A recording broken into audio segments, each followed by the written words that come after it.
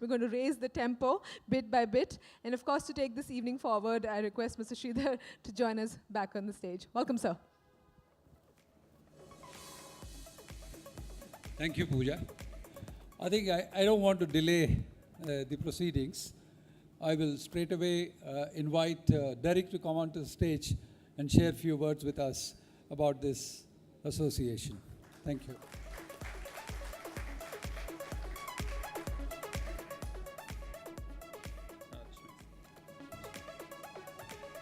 So good evening. My name is Derek Woodward. I represent UPS Emerging Markets.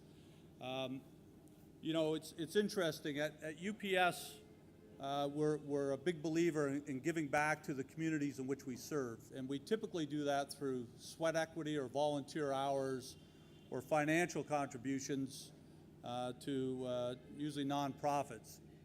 And when I first met LR and the team in Dubai, I was very impressed. And I'm standing here saying that honestly today. I've probably worked in over 100 countries and traveled to many more, and I've never seen such a unique concept that's being presented to us. And from the moment we saw the concept, we knew we had to be part of it. So congratulations. And I really do think this is a unique way for UPS to give back to the country. I'm going to talk about just quickly a few points to share some information with you about UPS because I think it is important. Obviously, India is a very important market. The global trade, healthcare, e-commerce that LR talked about, and we can really connect the world through the UPS network.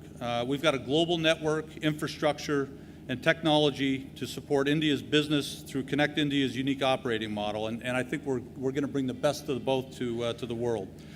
We all know the world's changing, and e-commerce is changing customer behavior and has changed residential package delivery.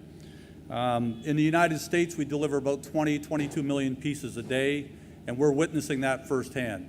The good news is a lot of what we're doing from a customer experience standpoint and the learnings that we've already had there are already being transposed into other parts of the world, mainly Europe so far. But we're excited to bring a lot of that technology and know-how to India. We also bring a lot of value and value creation to the logistics space, and especially to the small, medium enterprises. The emerging markets are exciting for a lot of reasons, and obviously you're seeing the transformation in India. My first trip, a lot of people say to me, have you ever been to India before? My first trip to India was about 14 and a half years ago, and I've seen the transformation in just a very short time, the last 14 and a half years. Over the next 15 years, though, the emerging markets are going to represent about 3/4 of GDP growth.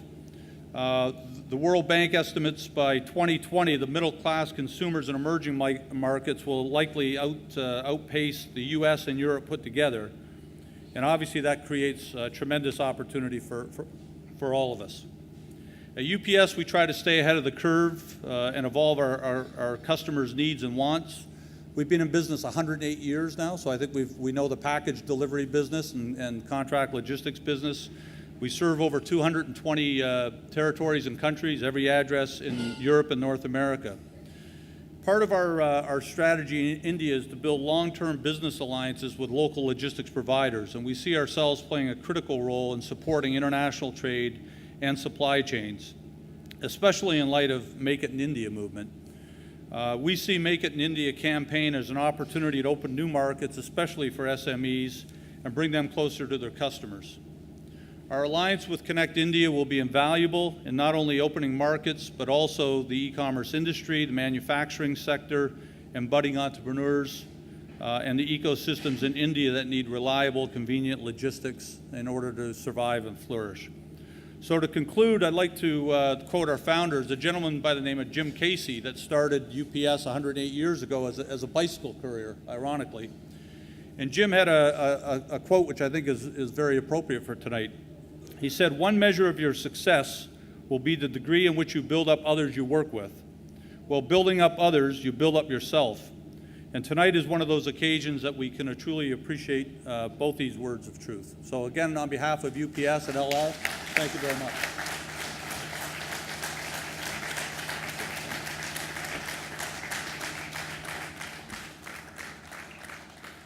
Can I now invite Dr. Tyagi to share a few words with us, please?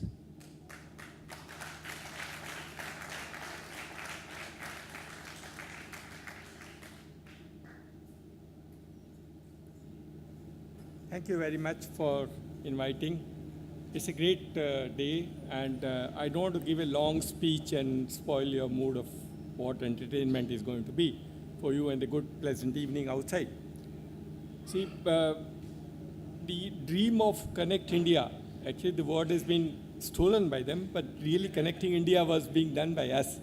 We started in 2006 of creating Connect India with the connecting India to the government. Basically, that's the objective, means how do people in rural India get services delivered to their doorstep. We have 140,000 centers now presently functional. And the essence is that the centers are operated and managed by a person who lives in the same community, belong to the same village. So he's not a fly-by-night operator.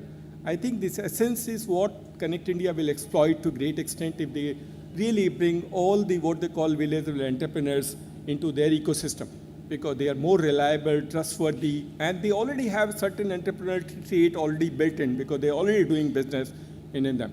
They're great stories. We have some amazing people. 19% of these are run by women.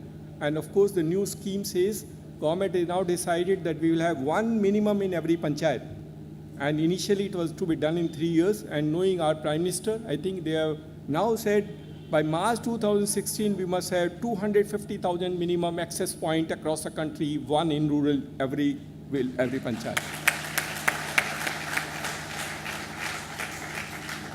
Not an easy task. There are still going to be some issues. As I said, we started in 2006. There were issues at that point in time. We learned our village level entrepreneurs are really great, very enterprising, very innovative.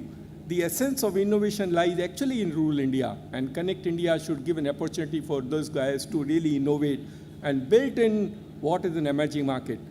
As I said, this is not our forum, and this is not our fora in the sense that we don't do this physical delivery of goods. We do electronic delivery of services largely, but we will learn quite a lot, and some of the innovations which they will bring into technology through Connect India will also help us in trying improving our performance in delivering services. We have one simple object, and the object is make life simple for common man in this country. And that is what the object, and that's what it drives. It has been struggle for us, and we keep on struggling in trying to getting the best. And the day is not very far when we will, as I said, some of them who have done recently, I was trying to talk to them. What they've done is, if you can do cash on delivery on product, we want to do cash on delivery on services. You must have got ration card in your house at cash on delivery. And that is what our objective is. And we will achieve this within defined time. The environment is good. The government is very receptive. And the government has actually the same mandate, which is the mandate for new young generation, that they want everything to be delivered to their doorstep.